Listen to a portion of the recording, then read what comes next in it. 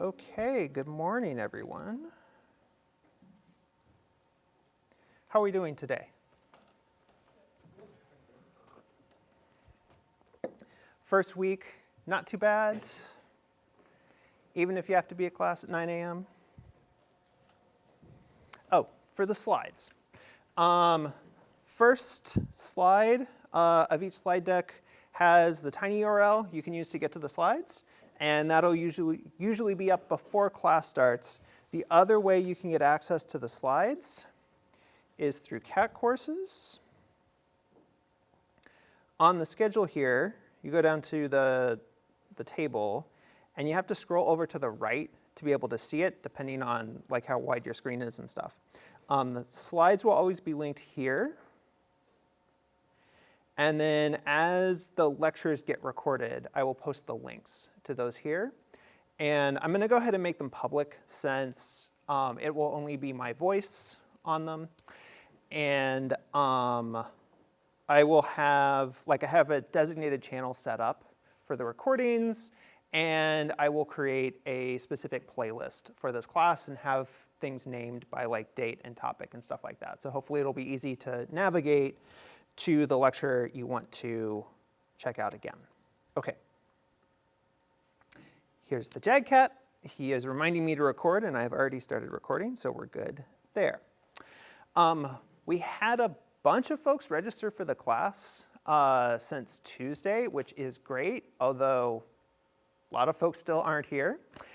For those of you who weren't here on Tuesday, we're sitting at these 4 tables. That looks like everybody's got that figured out pretty clearly because we're a small class in a big room. Some of the projectors are not on. Oh, that is why. Because I muted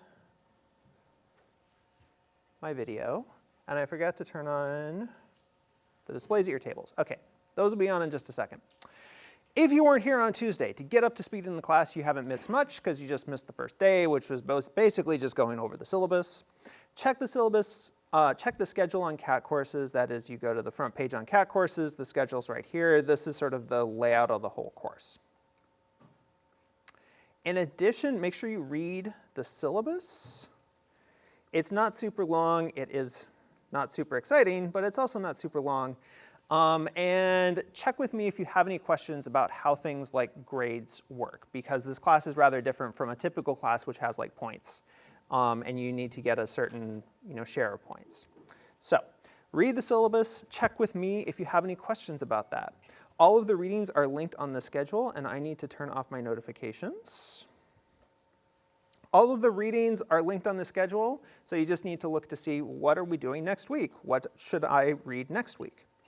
I don't expect you to understand the readings before class on Tuesday, but I do want you to look over them as a first pass. So then you get to go through the material several different times next week, and that really improves your understanding. Are there any questions on how to get caught up for folks who weren't here on Tuesday?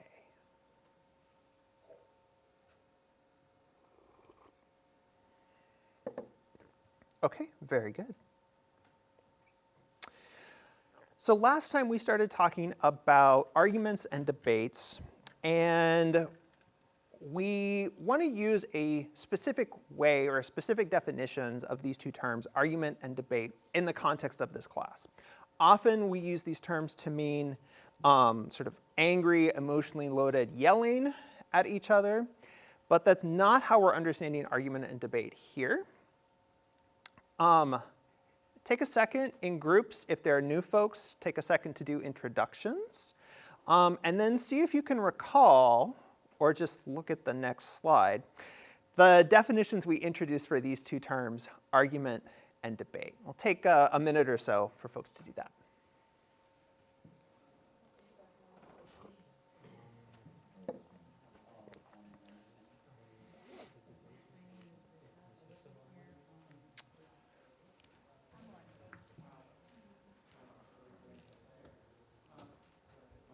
That's not helpful. I don't think so.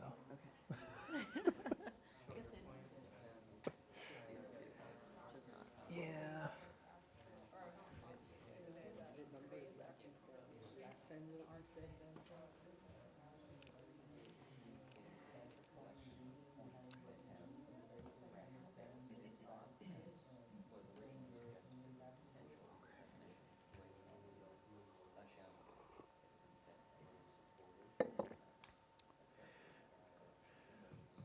Okay, let's come back together. I apologize, table, oh, and now it's gone. Well, now I don't need to apologize. That's great. Okay, what was the definition of argument that we introduced last time? Jonathan? A reason. That's a lot of number. Can you say it a little louder so folks over there? A reason. A reason. Anything more to it than that? Duncan? I don't have the exact definition that we used, but functionally it's a collection of points and statements of fact that are used to argue a case. It's kind of a circular way that I'm describing it, but it's proving a point, Okay. not in the shouty way that was suggested originally last week as a functional definition. Yeah, okay, good. Anybody else want to try? Oakley. Which was the reason why someone should or should not be. Yeah.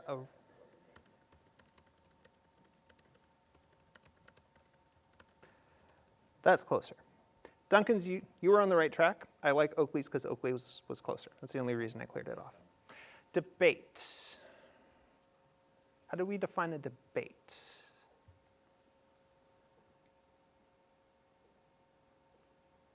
Maybe somebody at table 9?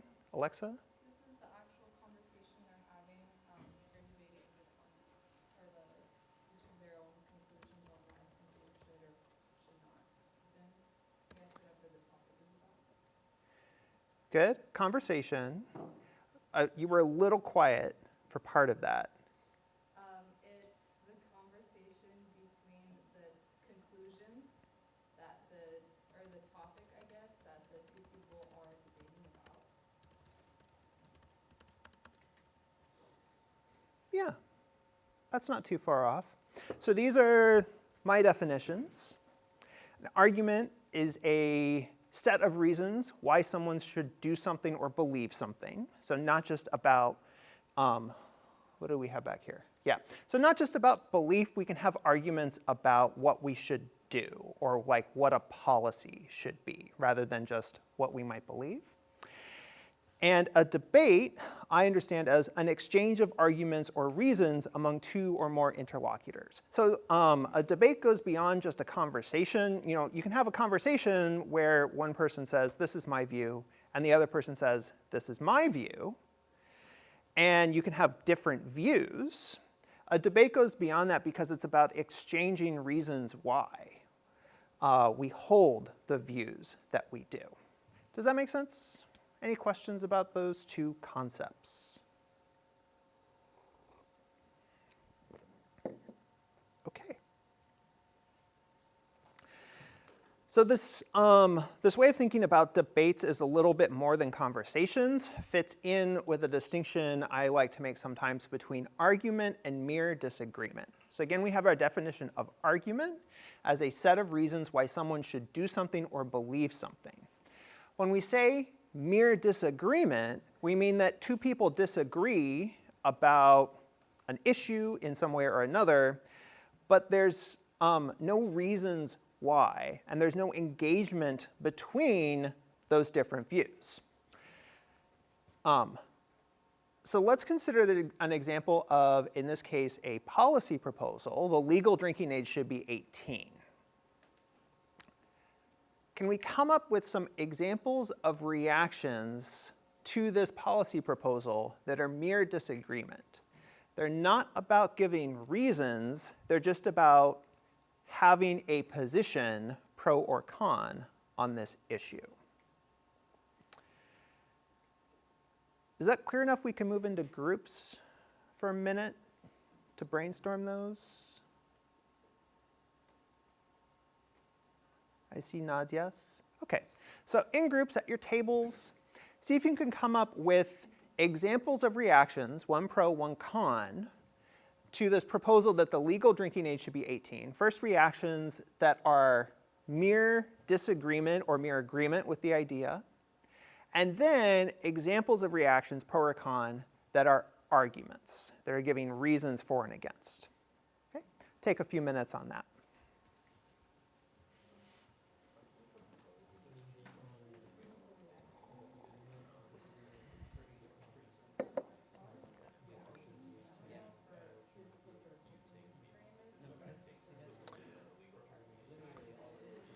I think we should. Yeah, because if you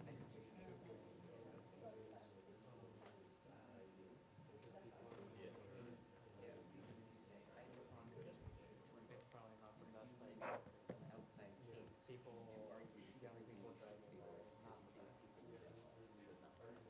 So that is a reason, in order to say just a statement of opinion.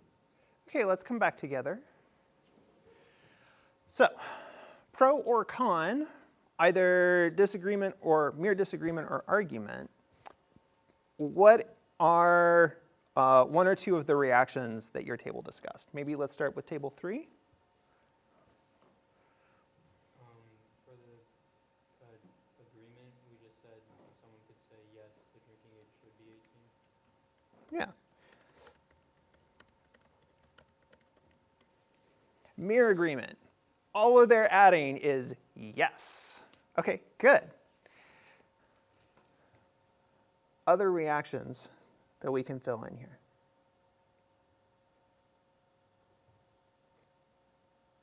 Alexa, do you have something?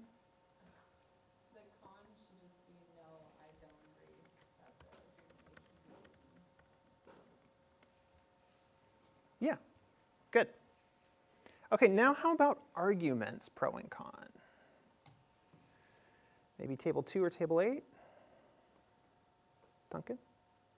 For an example of a con argument, Yeah. you could say something like, I don't think the drinking age should be lowered to 18 because drinking has severe negative effects on the body.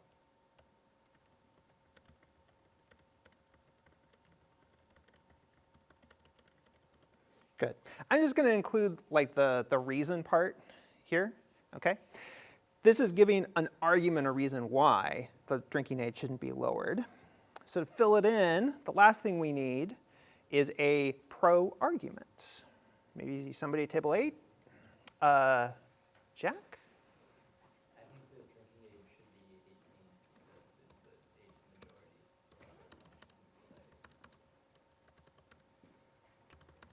society. Other functions in society. Yeah, good. So we have mere disagreement, which is just saying yes or no. Maybe these are kind of anodyne examples. Sometimes people give like more heated, excited examples. Yes, this absolutely is something we should do. Or no, this would be terrible, a disaster. We shouldn't do this at all. Or contrast that with arguments giving reasons why we either should or should not change the drinking age to 18. Any questions on argument versus mere disagreement? Great.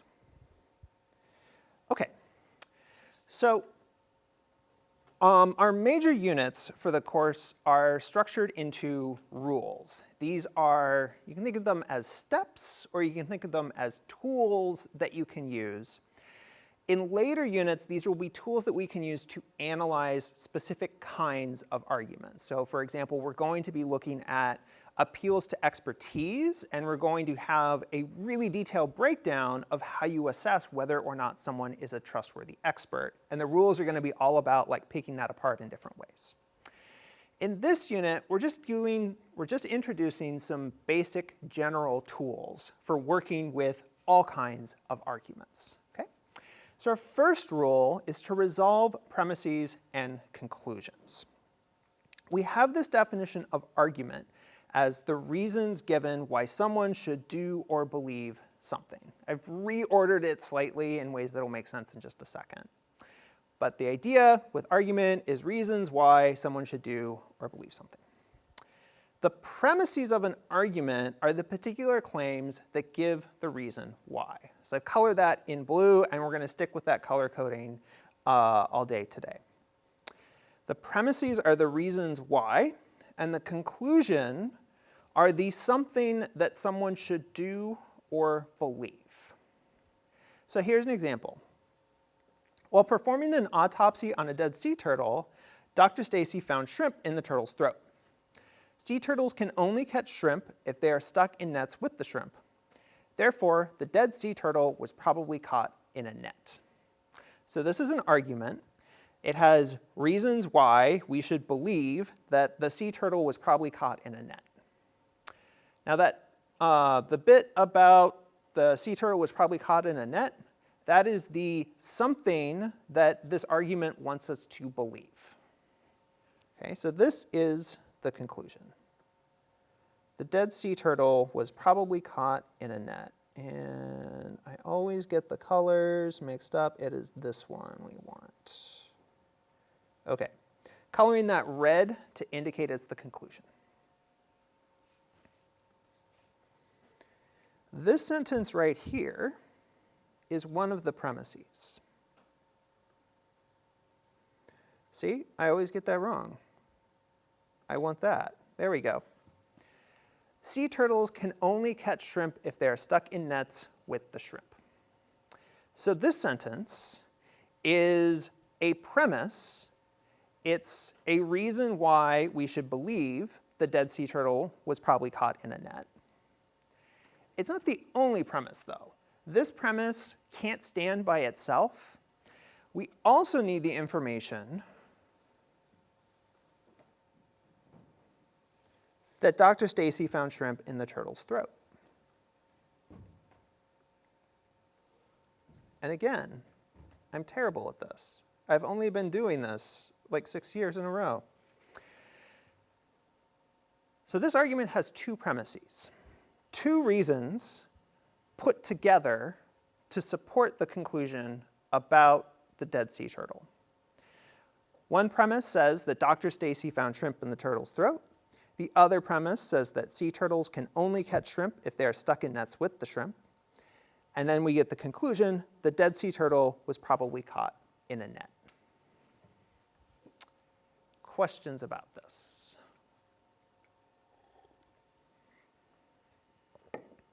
Okay.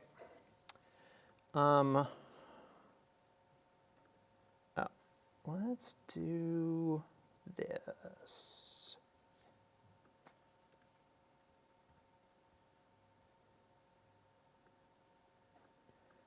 I'm going to make all of this 14. Okay. Let's see. That should be readable on your table screens. Okay, so we have a bunch of arguments here to practice on in groups. What I would like you to do in groups is identify the conclusion and then the premises that support it for each of these arguments. I recommend setting up a Google Doc for your table.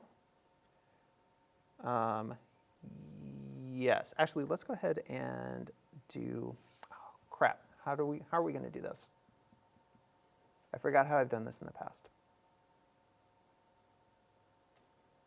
Okay, for now, just talk through the conclusion and premises of each of the different arguments and make a note in your own notes about which is which.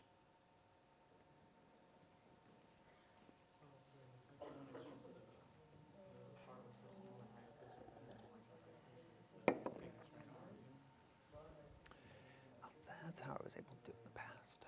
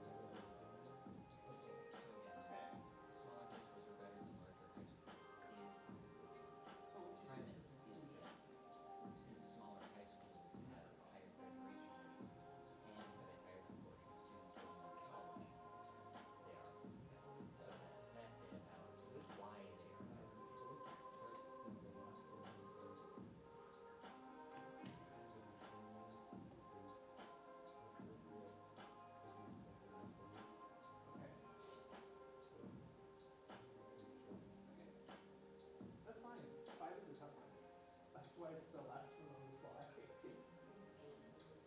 How are we doing?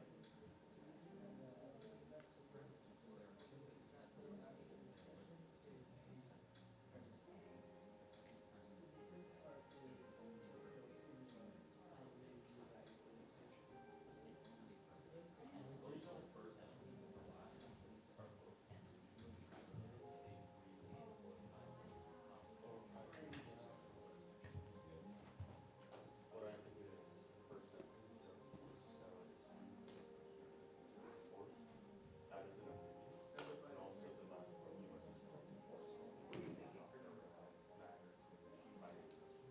That's also an opinion, but the opinion that actually has a backup is the last one, the since to animals and that whole part is a support for you, we must pay. Yeah. So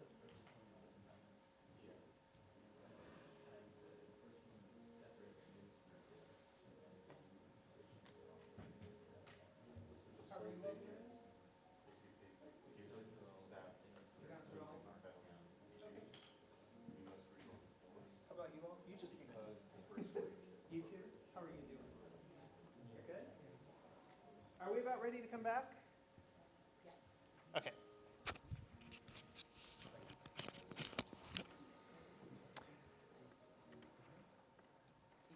Okay.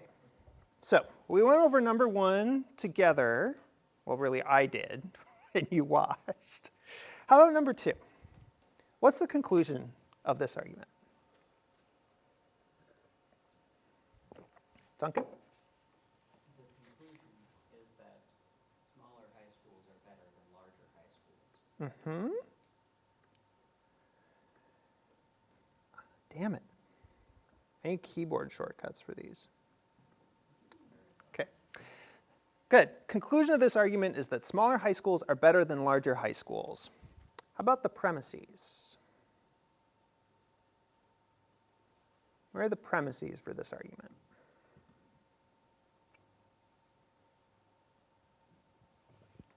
Freddie? Smaller high schools have been shown to have higher graduation rates is one of them. Mm-hmm. Any other premises? A higher proportion of students are been going to college. Yeah, good.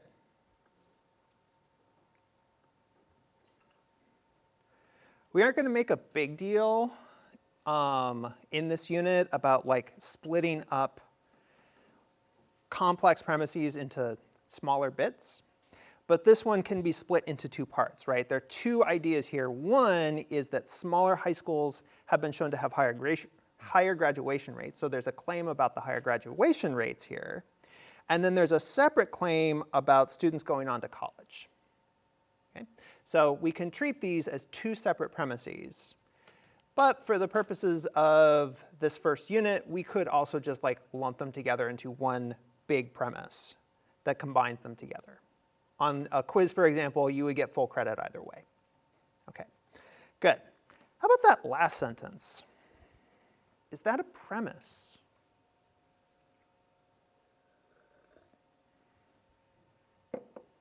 Jonathan? I don't think so, Mhm. because it doesn't give reason as to why smaller schools are better, because there's both good and bad decisions that any Yeah. situation can come about, and it doesn't Mhm. state whether or not this was a good or bad influence for New York City. Yeah, good. Is it Eric?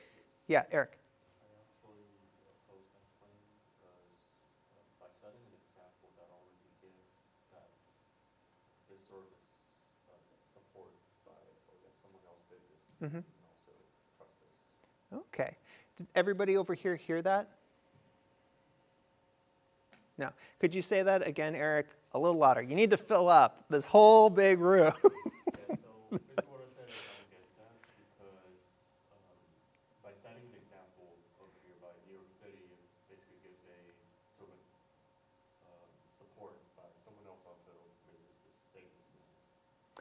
Yeah, I think this sentence, its status as a premise is kind of ambiguous, and it could be read usually when I teach this example, people read it as kind of background information or context. It's saying, here's why we're talking about this issue of smaller high schools. Because New York City did it, and maybe we want to consider it as well. Or I think Eric has a plausible reading saying that this is another reason why we should think smaller high schools are better than larger high schools, because look, New York City, which has one of the largest high school systems in the country, has made this decision. Yeah, so I think it could go either way. We can go ahead and make it blue. Damn it. Not enough tea this morning or something? Any other questions or comments about this example?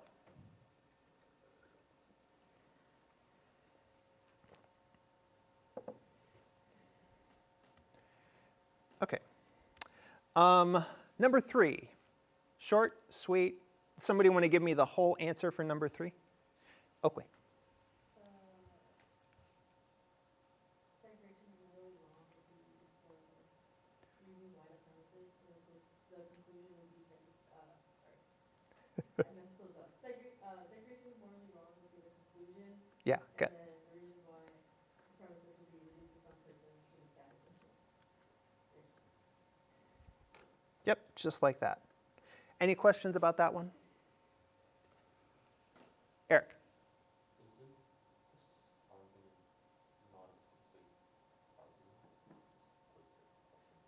Because at the end, the conclusion is segregation is morally wrong, Mm-hmm. and what it has for them is racial segregation reduces some persons to the status of things. But there's no claim that this reducing some persons to the status of things is morally wrong. Yeah, good. So this version of this argument, which is in the original source, it's heavily paraphrased from Martin Luther King's letter from Birmingham jail. This version of the argument doesn't have a premise to connect the idea of reducing people to the status of things to the idea of something being morally wrong. If we wanted to make this argument, what do I want to say, sort of more formally complete, we might want to add that premise. Next week, we're going to be talking about the idea of enthymemes, which are implicit or implied premises. So this argument assumes it has an implied premise that reducing some people to the status of things is morally wrong. That premise isn't explicit, and we'll have an example next week where identifying a hidden or implied premise makes it clear that the argument is not as compelling as it seems initially. So we'll talk about that more. That will actually be really important when we look to specific kinds of arguments, because, for example, when we're assessing expertise, there are really important premises that almost never get presented in those arguments. And so when we analyze those, we will often have to consider, like, what is the appropriate implied premise? So that's really good. Those are ideas we're going to come back to throughout the whole semester. For now, just taking the argument as given and just worrying about where the premise is in conclusion, we have the premise, the one premise, and the conclusion. Questions or comments on this example?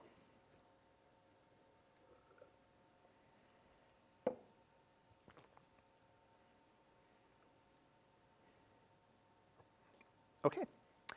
I'm going to do number 4 so that we can move on quickly to number 5, which is the tricky one. Again, I'm a total mess today.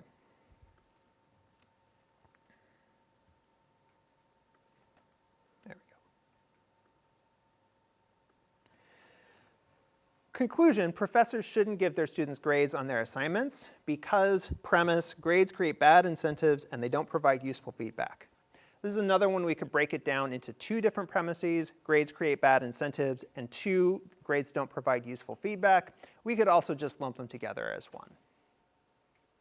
Questions or comments on number 4?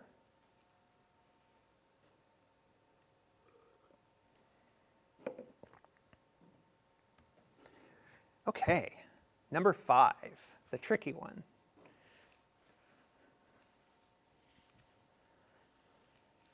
Where's the conclusion?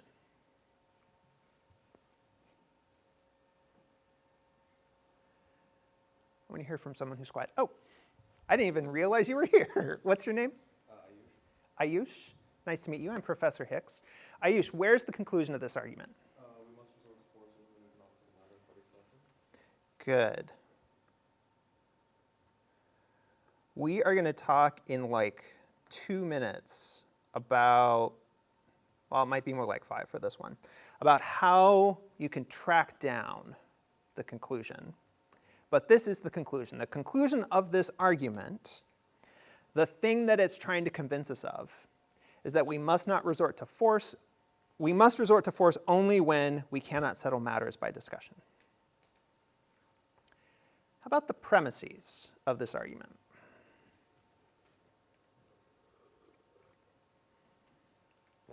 Duncan? The first premise Uh-huh. is that there are 2 ways of settling a dispute, which is by discussion or by physical force. Good. I'm not.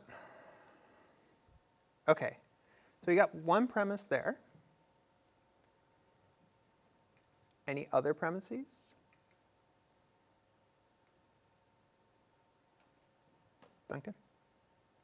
The second premise is that it is appropriate for human beings to settle disputes by discussion. And it references the earlier sentence rather than restating it, but Mm-hmm. I suppose there's a third premise.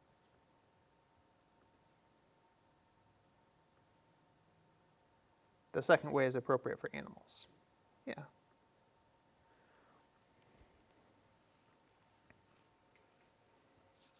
So we have the conclusion. We must resort to force only when we cannot settle matters by discussion. And then 3 premises. If you start to think about like the implied premises thing, like Eric was saying, it gets even more. There are 2 ways of settling a dispute, by discussion and by physical force. The first premise sets out the list of options, right? It says these are the possible ways, and there are only these 2 possible ways. Second premise makes a little argument about one of the ways. The third premise makes a little argument about the other way. And together, these 3 ideas support the conclusion. This is a hard one. Questions or comments on this one?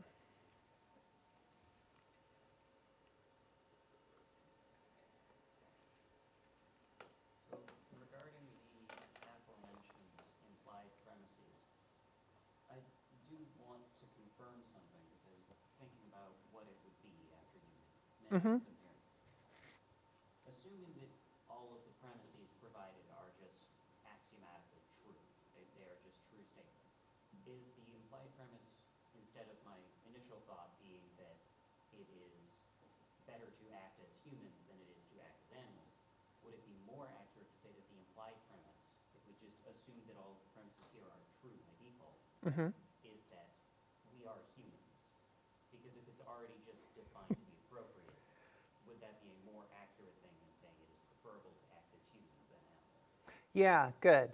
So depending on how careful you want to be about connecting exact words and exact concepts, right? In the conclusion is making a statement about we, about us. And there's nothing in the premises about we or us, taken literally. There's stuff in the premises about human beings, and so there's an implied connection or movement or premise from human beings to us. Similarly, there's an implied premise that links what's appropriate for human beings or what's appropriate for animals to what human beings should do. But even like the conclusion isn't just what we should do. The conclusion is like, we shouldn't do something unless certain conditions are satisfied. And so like getting into that really, really precisely starts to get pretty complicated. Now, if you're taking, or if you take Phil 5, mathematical logic, you start to develop tools that can be used to do this kind of really precise, careful analysis of a pretty complex argument with lots of different concepts running around. We are not going to be worrying about that in the context of this class. When we really start worrying about, are there implied premises, that will be in the context of specific kinds of arguments where we have templates that we can use to figure out what those implied arguments must be. Okay? So don't worry if you find the whole business about like implied premises and conclusions super confusing. There will be structure to help you out with that when we get to it, where it actually matters. But yeah, 5 is complex. Any other questions or comments?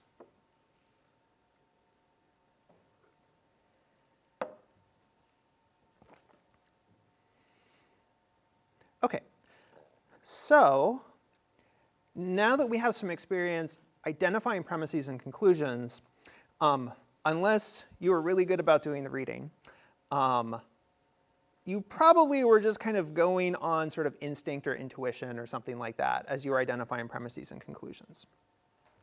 We can be a little more precise and a little more deliberate, have some explicit tools that we can use to identify premises and conclusions. One way is to use indicator words. There are various words in English that indicate conclusions and various other words that indicate premises. So words like therefore, thus, hence, overall, in conclusion, so. If you took a lot of math classes, you might have encountered whence, or consequently. All of these words indicate the conclusion of an argument.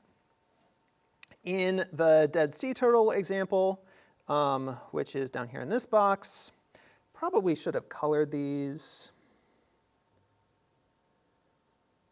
Let's see, so the premises are here. Damn it. And then we have an indicator word marking this conclusion. We see therefore, and that's how we know that this is the conclusion of the argument, that the dead sea turtle was probably caught in a net. We also have indicator words for premises. Because, since, given, assuming, due to. These words indicate premises, reasons why we should accept the conclusion. So here, with the smaller high schools example, we don't have an indicator word for the conclusion. In one of these years, I'm going to do this correctly on the first try. We do have an indicator word for this premise about smaller high schools having higher graduation rates and more students going on to college. So we have an indicator word since to pick out that premise or those two premises. Questions about that? Jonathan? Could a smaller or secondary conclusion be used as a premise for a primary conclusion? Because like if the premises are something that are like a stated fact, while conclusions are something you can protest, try and find reasons against, but some of the premises we've gone over can be protested in one way or another. Yeah, we'll talk more about that kind of stuff in the next few weeks. For now, it's just where's the conclusion, where are the premises? Yeah. Okay. This sentence here, the ambiguous thing that might be context or might be a premise, part of the reason this is ambiguous is because the author hasn't given us like indicator words to flag that they are thinking about this as a premise. If this was rewritten to say something like, we should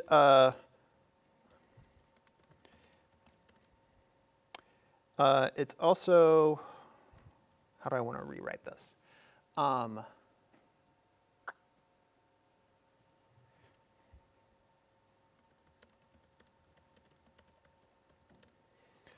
We also know this because. That's really rough. This sentence is kind of clunky, but that phrase, we also know this because, with the indicator word because, that communicates that the author intends this final sentence to be a premise rather than context or background information. Since it was left out, that's less clear. I'll just do that and then color that blue. Questions about indicator words? Okay.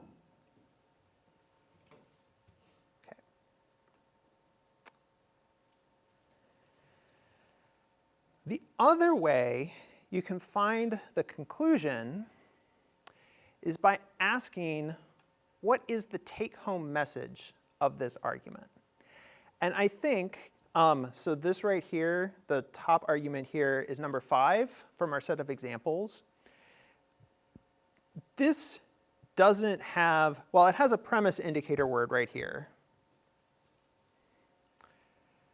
but it doesn't have a conclusion indicator word. And I heard people doing this today. I've heard people doing this in the past. They kind of start off, not everyone, but a lot of people start off by saying, well, I think maybe the first sentence is the conclusion because like that's sort of the topic sentence of the paragraph or something like that. And then they read through and they think it through a couple of times. And then they say, oh, this right here, this is the take-home message from this argument. If I forget everything else about this argument, the author wants me to remember this idea that we must resort to force only when we cannot settle matters by discussion. So without an indicator word, we can still pretty reliably figure out conclusions by asking, what is the take-home message? What does the author of the argument want us to conclude based on what they've said?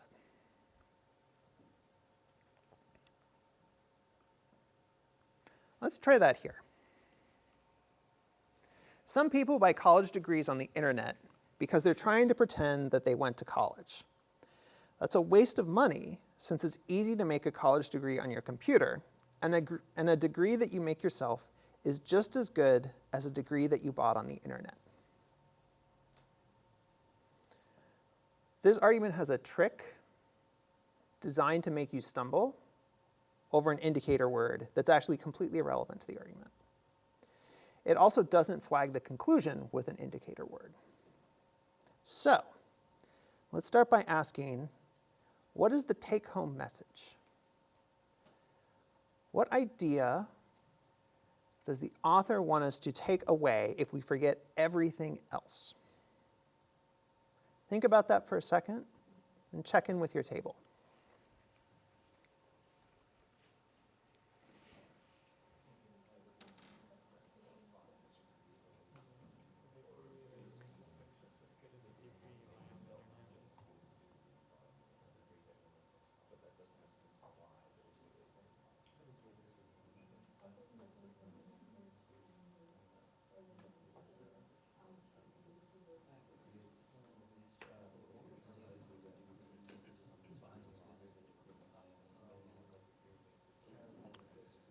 Okay, let's come back together.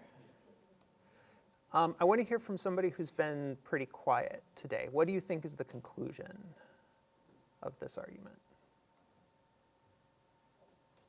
Yeah, remind me your name? Aiden. Aiden. Yeah, what do you think is the conclusion, Aiden?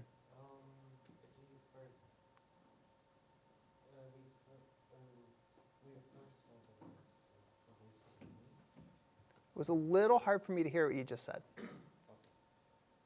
think we seem to agree that it's the first part of the second sentence that's a waste of money. Yeah. Good. How do you know that this is the conclusion of the argument?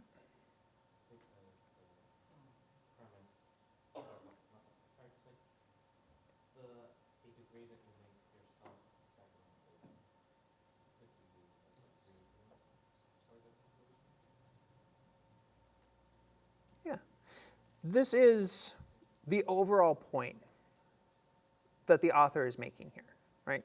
If we forget everything else about this argument, the author wants us to remember that buying a college degree on the internet is a waste of money. We can forget the reasons why they think buying a college degree is a waste of money. But what they want to convince us of is that it's a waste of money. We good there? Okay. What about premises to support this conclusion? Jonathan? A degree that you make yourself is just as good as a degree you buy on the internet. Uh-huh. And then there's also some people buy degrees on the internet God damn it. trying to pretend they went to college. And there's one more, which is since it's easy to make a college degree on your computer. Good. Whoops. This part has a premise indicator word, since it's easy to make a college degree on your computer. There's either a second premise or an additional part to that premise. A degree that you make yourself is just as good as a degree that you bought on the internet. Those two parts need to work together to get to the conclusion that it's a waste of money. How about that first sentence? And that because in the first sentence.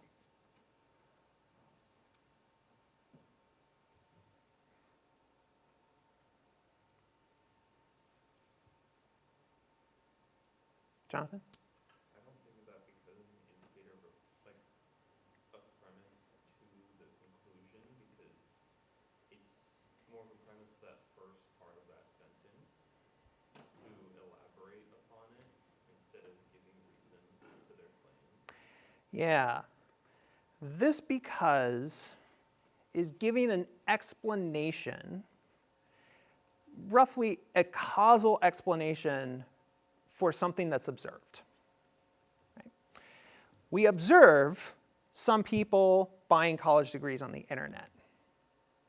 What explains that?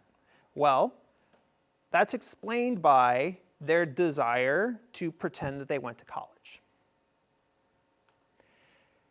That because is not a premise.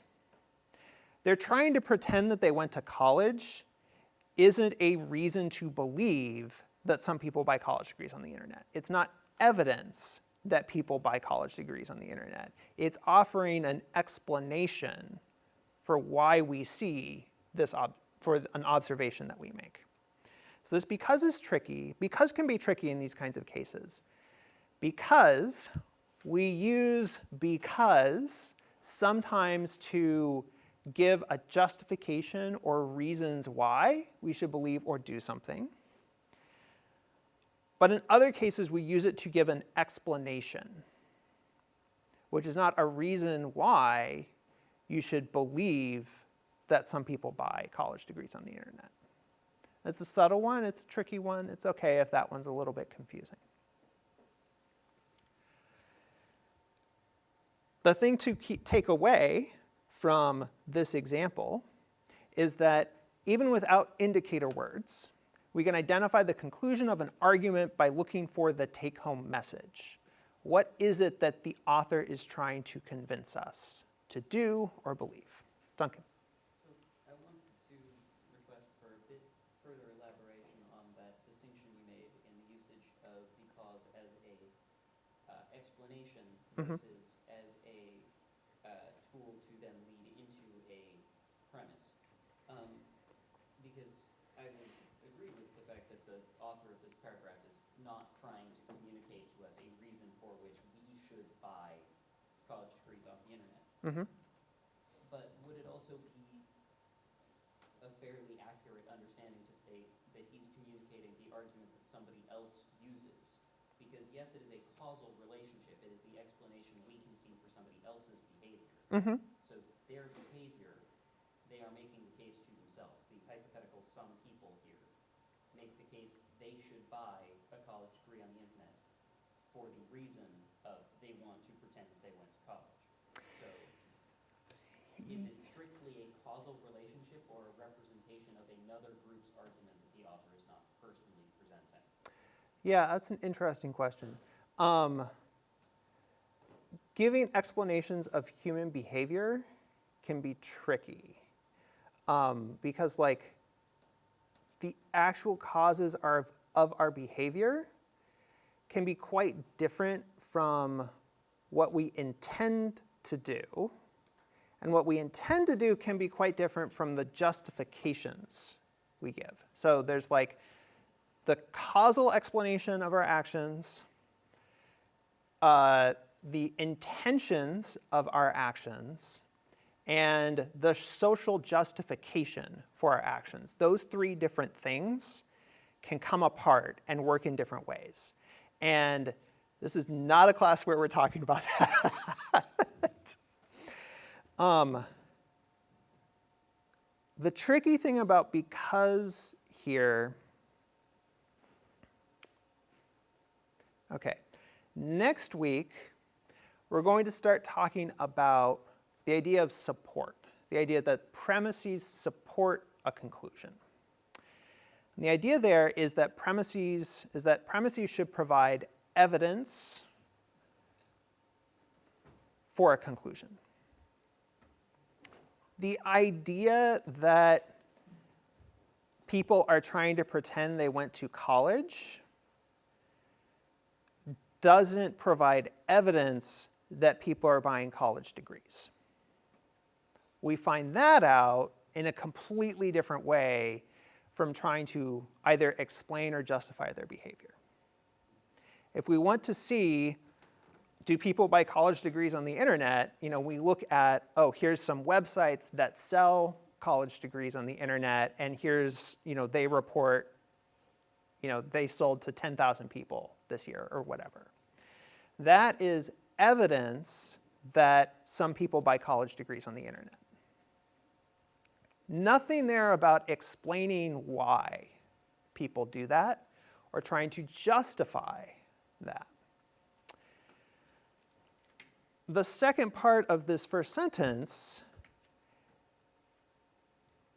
I don't think it's a great justification because I want to pretend I went to college, maybe outside of like Halloween or something like that, context where pretending is socially acceptable. It's not socially acceptable to pretend you went to college when you actually didn't. And so that doesn't really justify anything, but it can explain someone's behavior. This is all really complicated and really abstract. So I'm going to suggest leaving that there.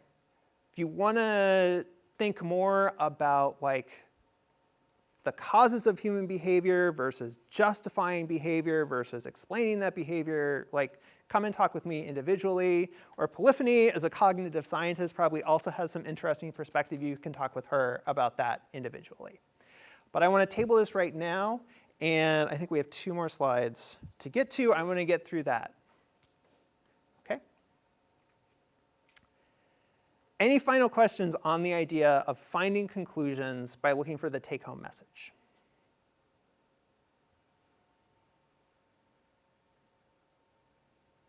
Okay, cool. So the upshot of the last 2 slides is that you need both conclusions and premises to have a functional argument. So here's an example from Twitter, back when it was still Twitter. The tweet by an account called Bald Centurion posted this photo with a quote attributed to Plato. I have no idea whether or not Plato actually said this. No one is more hated than he who speaks the truth. And then the text of the tweet says, clearly the truth. Okay. So this tweet is giving a conclusion. No one is more hated than he who speaks the truth. But there are no premises here. There are no reasons why we should believe that no one is more hated than he who speaks the truth.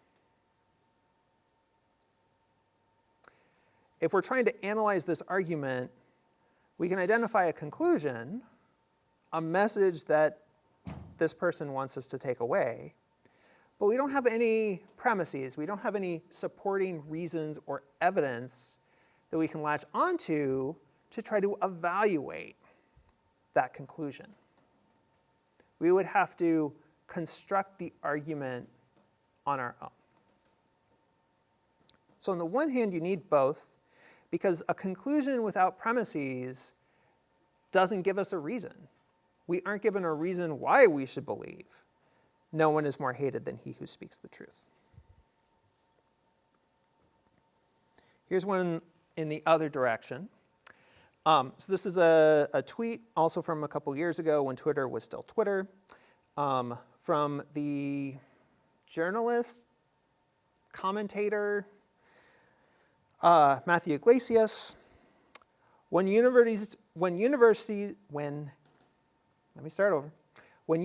get more money, they increase spending to become more attractive to applicants, which lets them become more selective and get higher ranking.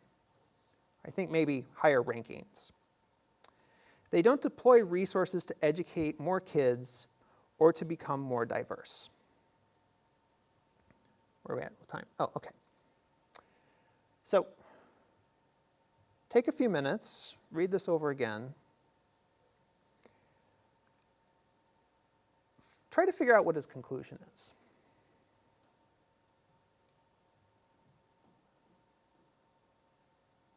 You think to yourself, maybe write down your version and then check in with your group. What is the conclusion of this argument?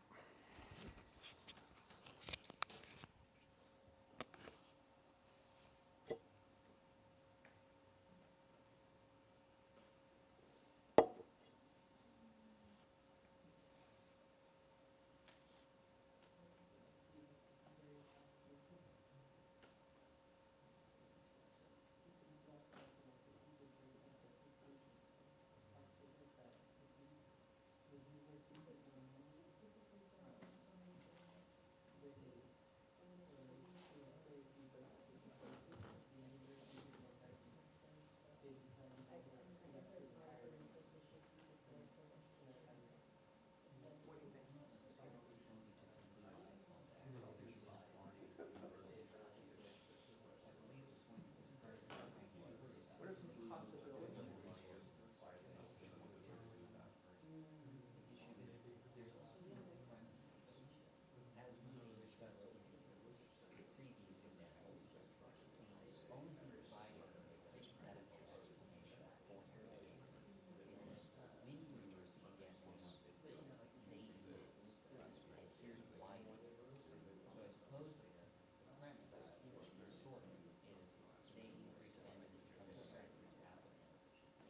You think maybe the last sentence,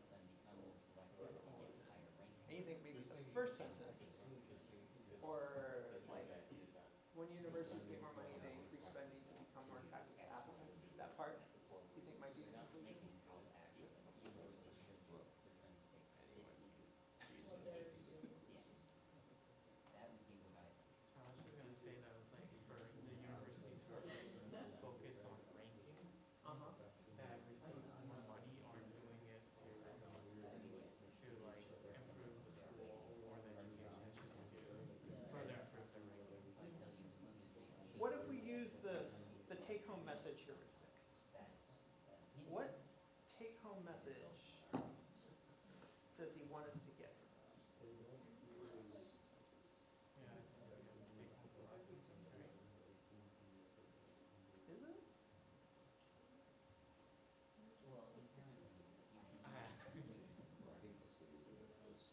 What do you want to see?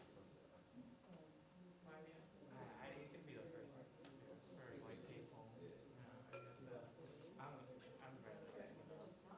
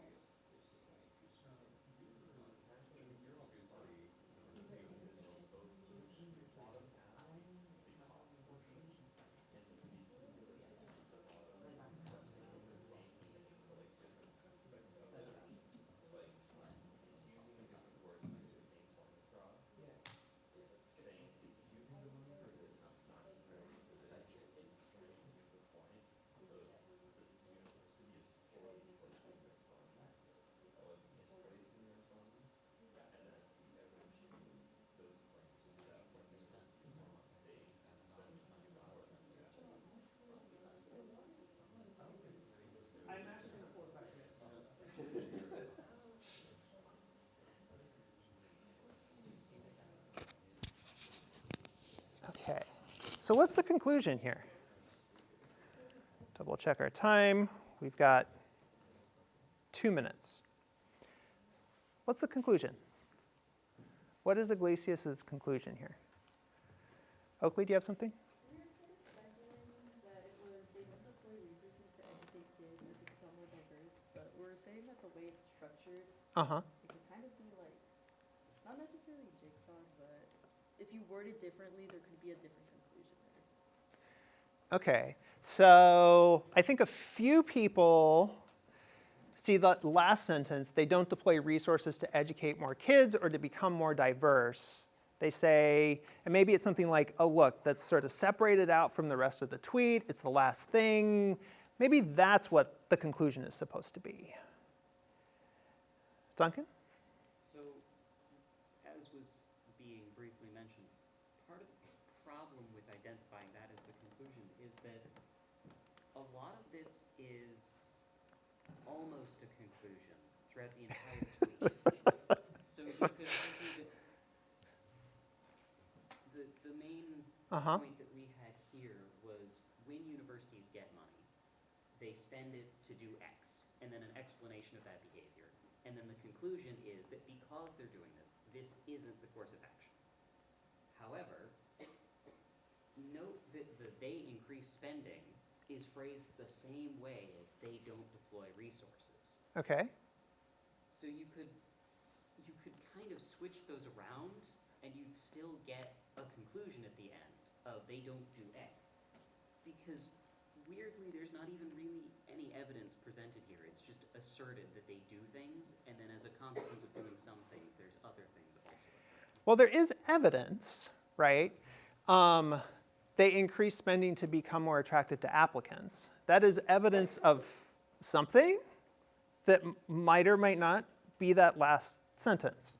The upshot here, what I want you to take away, is that without this argument is a set of premises that doesn't have a really clear conclusion. It's not clear what exactly Iglesias wants us to take away from the claims that he's made here. So we need both. We need both premises and conclusion to understand the argument that someone is trying to give us. Okay? That is it for today. Good work. 1-minute papers should now be open, and especially for folks who weren't here on Tuesday, but also for everyone because CAT Courses wasn't working on Tuesday. You go into assignments on CAT Courses, go to Student View. There are 2 sentence papers set up for your particular discussion section, but we want the 23rd. You go in here. You can do this on paper or you can do it over CAT Courses. At the end of every class session, write 2 short answers to these questions. 1, what was the most interesting or important thing we discussed today? 2, after today's discussion, what are you feeling most confused about or most interested in thinking about further? So either you're confused about something or something was really intriguing and you want to follow up on it. Let us know those 2 things. And once you are finished submitting that or you hand that to me, you are free to go. Have a great rest of your Thursday, a great discussion section tomorrow on Friday, and a great weekend. And we'll see you on Tuesday.